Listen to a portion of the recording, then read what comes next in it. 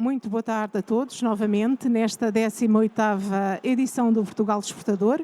Retomamos os trabalhos aqui no Digital Lab e agora o tema é a transformação digital, os desafios a pensar e o fazer. Temos connosco o Rui Ribeiro, Head of Consulting and Technology da Auran Portugal. Boa tarde. Bem, vamos avançando aqui. Convido quem tiver a oportunidade de se juntar a nós. Venham à transformação digital, então. Vamos só esperar aqui um bocadinho de força. Bem-vindos, bem-vindos, bem-vindos, bem-vindos. Ok. Bom, muito bem. O objetivo desta apresentação é, de facto, falar daquilo que são os desafios da transformação digital, do pensar e como fazer. Uma das primeiras regras que eu faço neste tipo de apresentações é eu não falo de tecnologia quando falo de transformação digital. E este é um princípio muito importante porque transformação digital nada tem a ver com tecnologia. Okay? Nada também não é bem assim, mas estou a exagerar propositadamente. Bom, antes de mais, o desafio, ou seja, o que é que nós hoje vemos dentro das nossas vidas particulares, profissionais, empresariais, etc. Em tudo aquilo que tocamos, há um quê de digital. São sensores, são iWatch, são iPhones, são até a minha máquina de lavar roupa está ligada ao Wi-Fi e eu controlo-a no telemóvel. Portanto, há tudo um conjunto de desafios e toda uma nova geração de mercados e negócios que obviamente têm impacto, mais uma vez, nas organizações.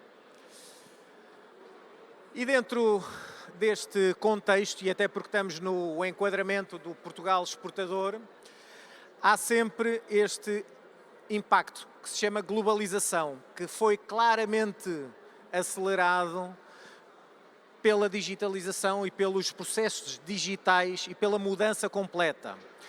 E se há uns anos e se há 20 ou há 30 anos falávamos e ouvíamos falar pensar global e do ponto de vista estratégico, pensar global e atuar local, e se há 20 e 30 anos isso não era viável, hoje é claramente uma realidade. E, portanto, todas as empresas e as grandes empresas e claramente aquilo que é a concorrência e, em particular, estando nós, mais uma vez, no Portugal Exportador, é fundamental que as organizações entendam este impacto. E a globalização o que trouxe foi um mercado ainda mais agressivo, mais competitivo, naquilo que são mercados inclusivamente saturados. Ou seja, mercados que estão totalmente ocupados, que acabam por levar ainda com maior nível de concorrência, mais empresas naquilo que é um oceano muito agressivo. Ou seja, as empresas para continuarem a serem competitivas, os gestores não se podem dar ao luxo de não terem informação cada vez mais em tempo real sobre aquilo que se está a passar na sua organização, no concorrente e no mercado em termos globais. E, portanto, o desafio, e em particular, mais uma vez, dentro deste contexto em que nós estamos hoje, é como é que empresas podem, de facto, ir para um mercado global, quando, na realidade, estamos num mercado de tubarões, num mercado altamente competitivo, e o desafio é, não podemos ir com as canas de pesca que íamos no passado, e o desafio é o como. Não é? E o desafio da transformação digital é isto mesmo, é como é que nós, no mercado competitivo global, nós entramos em mercados de forma diferente, com menor esforço, com menor custo e de forma eficiente. Okay? Porquê? Porque a velocidade dos nossos tempos está a ser brutal. E só para, eu, pela minha via, vou-lhe chamar veia de engenheiro, gosto de factos, dados em si. E para entendermos aquilo que é a velocidade e a correria com que nós andamos e que se aplica, mais uma vez, nas nossas vidas pessoais e profissionais e empresariais, um pequeno exercício para vocês entenderem o que é que se está a passar no mundo com alguns dados. Um dos desafios que eu gosto de fazer nestas áreas é isto, que é quanto tempo é que demoraram determinadas invenções tecnológicas a alcançar 50 milhões de utilizadores desde o momento em que foram inventadas. E agora, primeiro exercício, não sei se querem responder. O rádio, quantos anos é que levou para ter 50 milhões de utilizadores? Querem dar um número? 2 anos? 2 anos. Quem é que dá mais, quem é que dá menos? Não é? Então eu vou dizer 38 anos. 38 anos desde que foi inventado até ter os 50 milhões de utilizadores, 38 anos. Segundo exercício, a TV. Eu gosto de pôr ali o sítio do Pica-Pau Amarelo, que era uma das coisas que eu via em criança. Quantos anos é que a televisão demorou? 60. Atenção que o rádio foi antes, 38 anos. A televisão era mais cara. Será? A televisão passou a 13 anos. Okay? Evolução nova, ou tecnologia nova, peço desculpa, menos tempo. E a pouco vamos nos aproximando dos dias de hoje, não é? E, portanto, a internet. Quanto? Não faz a mínima ideia. Alguém quer dizer um número? Internet, 50 milhões de utilizadores, 4 anos. Ok? iPod, ano 2000. 3 anos. Reparem, rádio 38, televisão 13, internet 4, iPod 3. Facebook, 2006. Estamos a pouco a aproximar-nos da nossa realidade. 2 anos. iPhone 5, o 5. 3 meses. Okay? ChatGPT, menos de 1 mês. E reparem, isto é sinónimo, mais uma vez, eu não sei se é a tal minha veia de engenheiro, mas eu gosto de dados e gosto de factos para tomar decisões. E isto é um aspecto fundamental para quem é gestor e quem é líder da organização. Mais alguns dados interessantes. É que, na realidade, há muito pouco tempo, o Facebook lançou, portanto, a Meta lançou um concorrente ao Twitter, né, que se chama Threads, e alcançou o primeiro 1 milhão de utilizadores numa hora e 100 milhões em 5 dias. Ok? E, portanto, são exemplos, mais uma vez, daquilo que é a competitividade e do impacto que a globalização do mundo digital trouxe na concorrência e nos mercados competitivos. Ou seja, o mercado e os oceanos de empresas dos tais tubarões estão à distância de um clique e do outro lado do mundo a atuar nas nossas vidas localmente. E, portanto, o desafio é como é que as empresas podem, de facto, tomar decisões. E, portanto, a questão é, se alguém ainda tem dúvidas que estamos num mundo em mudança, que o mundo é, de facto, global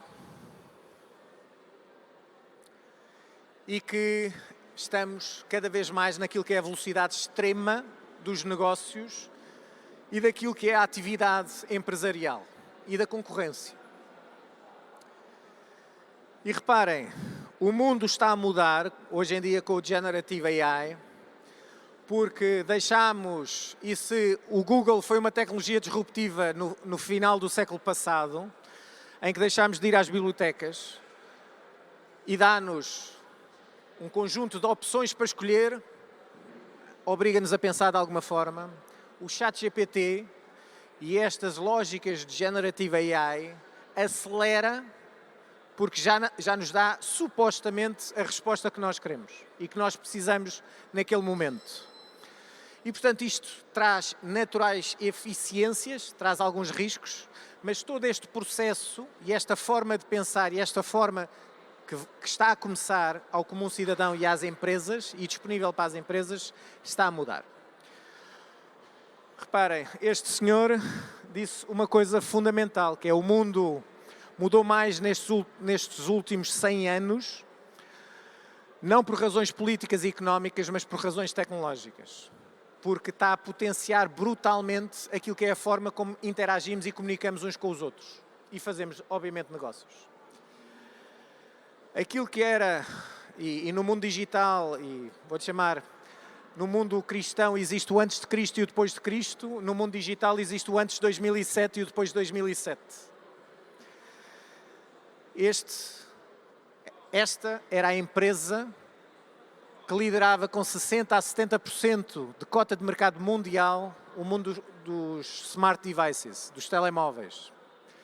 Em 2013 a Microsoft adquiriu a Nokia, juntaram-se dois moribundos, mas a parte importante, dois moribundos na parte de telemóveis, a Microsoft e a Nokia estão longe de estarem moribundos, mas a parte interessante do ponto de vista de gestão é que na conferência de imprensa o CEO da unidade de negócios da Nokia chora, é público, podem ver os vídeos, e diz uma coisa fundamental.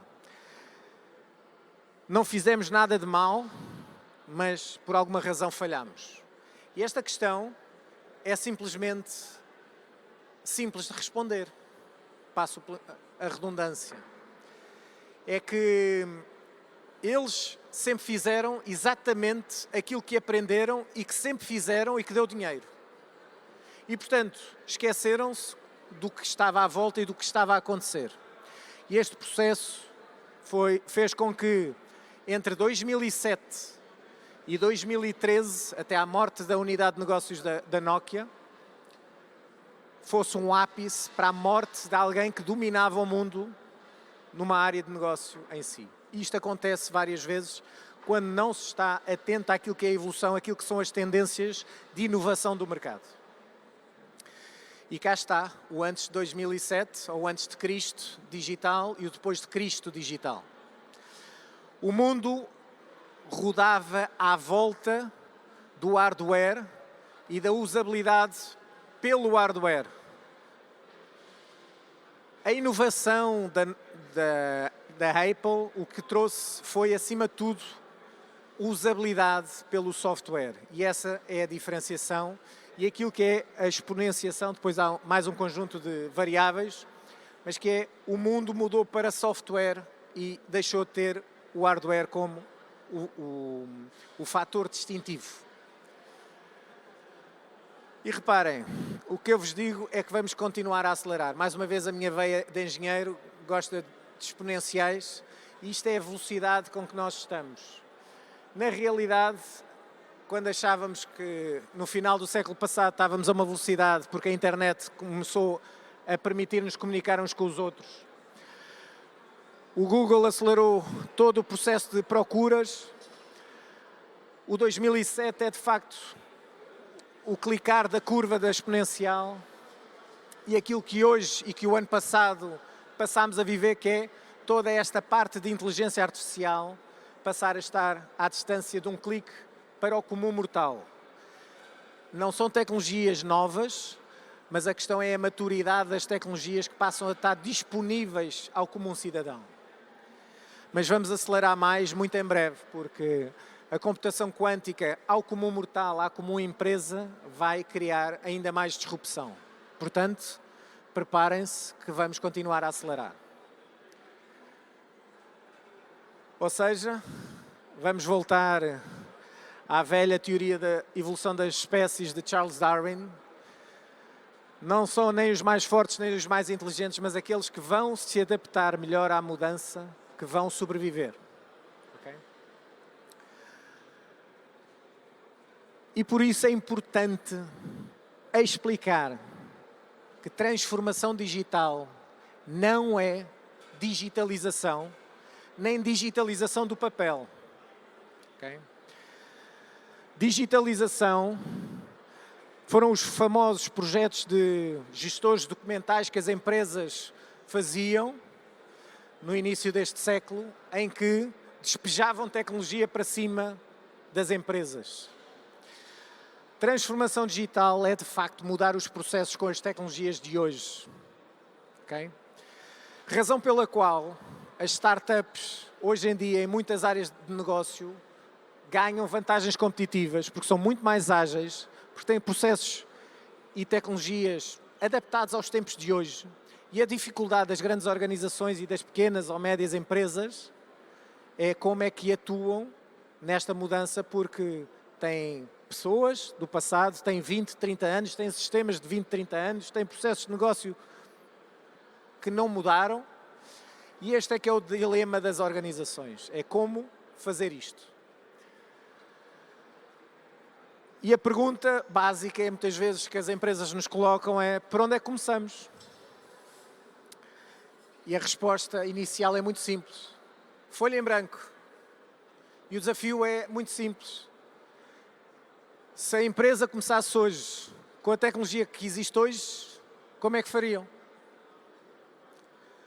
Com isto, o exercício permite-nos, muito rapidamente, dizer: o meu alvo é aquele. É aqui que eu quero chegar. E o desafio, obviamente, completa-se, não com a lógica, mas eu tenho esta tecnologia, mas é de facto pensar, folha em branco, sem dogmas do passado, porque é comum assistir nas empresas: isso não dá porque assim não funciona. A pergunta não foi esta. A pergunta é: se começassem hoje, como é que fariam? E estes sinónimos e estes factos e estes passos são muito, muito importantes neste tipo de reuniões, que é definir qual é que é o alvo, para onde é que nós queremos chegar. E a partir daí, começar a fazer o roadmap para essa viagem que não termina. Okay? O desafio é este, é fechar este gap. E se antes era comum definir: eu tenho que ter estratégia de negócio e tenho que ter uma estratégia de IT, e tendencialmente tê-las alinhadas, a realidade é que isto não é suficiente.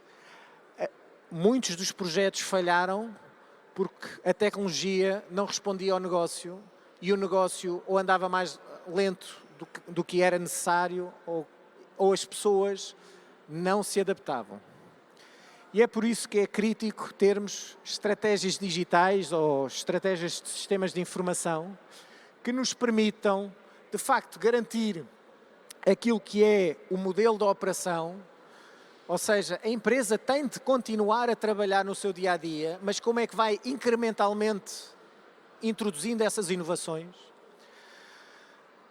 A nossa forma de relacionar e a forma de vender é diferente, de interagir com os nossos clientes, com os nossos parceiros, com os nossos colaboradores, ou seja, a experiência de uso é completamente diferente hoje de fazer negócio.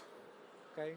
E obviamente isto potencia novas formas e novos produtos e serviços que a minha empresa pode garantir. Okay? Obviamente, e agora o meu disclaimer um bocadinho mais retorcido, né? Eu tinha dito que não falava de tecnologia. Obviamente, a tecnologia é um enabler de tudo isto. Né? Tecnologia que são os aceleradores da cloud, da inteligência artificial, dos negócios digitais e aquilo que são as tecnologias disruptivas. Okay? Falta ali, inclusivamente, blockchain, é um exemplo, mas aquilo que é a cibersegurança, realidade aumentada, impressão 3D, e existem vários casos, robótica, impressão 3D, são exemplos de casos, IoTs. Ou seja, como é que nós vemos este paradigma? Vemos o paradigma daquilo que é negócio digital, dados e tecnologia, de facto, nas organizações. Naquilo que é o paradigma de transformar dados em negócio, naquilo que é dados que se transformam em informação, em conhecimento e em sabedoria, antecipando o futuro. As organizações têm os seus contextos, externo, de negócio e, obviamente, o tecnológico. tem os stakeholders, tem os seus produtos e serviços e tem, acima de tudo, os seus processos de negócio. Internamente, tem a máquina e as unidades orgânicas existentes.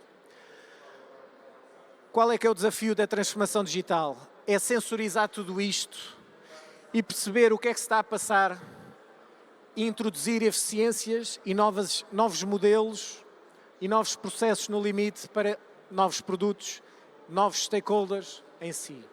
Ou seja, aquilo que nós acreditamos é que as empresas têm que ser empresas digitalmente inteligentes para tomar decisões.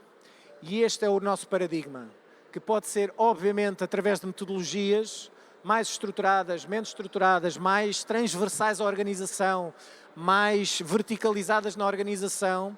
Isto são bolas de neve e que se começa step by step dentro da organização. Ou seja, muitas das vezes é possível começar numa área, aprender, perceber qual é que é o gap, inclusivamente das pessoas. Isto só se faz com pessoas, mudando os processos e, obviamente, acelerando com a tecnologia. Está bem? São estes 3 pilares fundamentais. Desde coisas mais pequenas de assessments, estratégias e implementações e, obviamente, em si. Reparem, isto é um processo que não termina.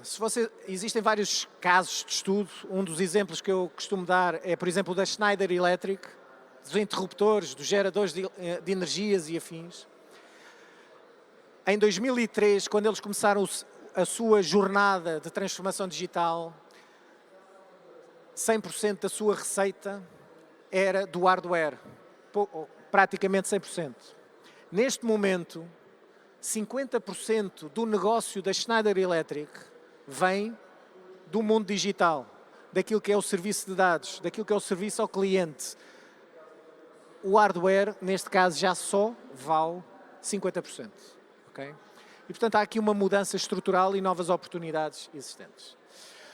Para terminar, só dizer-vos que a Auren, obviamente, estando no Portugal Exportador, tem um impacto mundial e, portanto, acabamos por ter escritórios em todo o mundo e ajudar as empresas, naturalmente, a exportarem, a perceberem como é que podem fazer precisamente estes processos de transformação digital, e é isto que hoje a Auren aplica mundialmente, e espero que tenham apreciado o desafio da transformação digital. Foi um bocadinho uma gota num oceano de tubarões e espero ter contribuído para vos tirar algumas das dúvidas, inclusivamente de quando é que a rádio e a televisão, quanto tempo é que demoraram a ter os 50 milhões. Muito obrigado e juntos chegamos mais longe. Muito obrigado.